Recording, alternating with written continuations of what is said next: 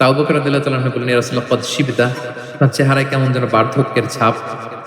তখন আল্লাহ রাসূল সাল্লাল্লাহু আলাইহি ওয়াসাল্লাম বললেন, শাইয়াবাতনি হুদ ওয়াল ওয়াকিআ ওয়াল মুরসালাত ওয়া আম্মা ইয়াতাসাআলুন ওয়া ইযা শামসু কুবিরাত। আবু বকর বলো না, এই পাঁচটা সূরা আমাকে বার্ধক্যে উপনীত করে দিয়েছে।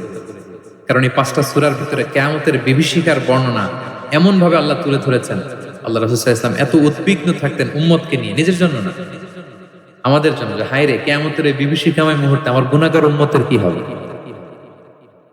ওই কঠিন পরিস্থিতিতে আমার উম্মতের কি হবে।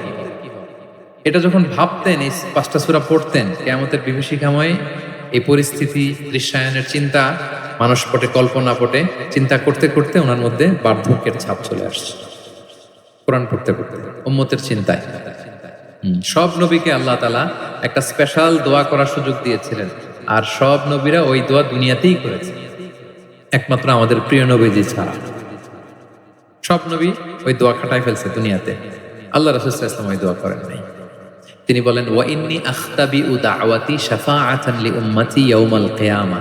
আমার ওই দোয়াটা, স্পেশাল দোয়াটা, যেটা করলেই আল্লাহ কবুল করবে, ওই দোয়াটা আমি কিয়ামতের দিন আমার গুনাহগার উম্মতের জন্য রেখে দিয়েছি।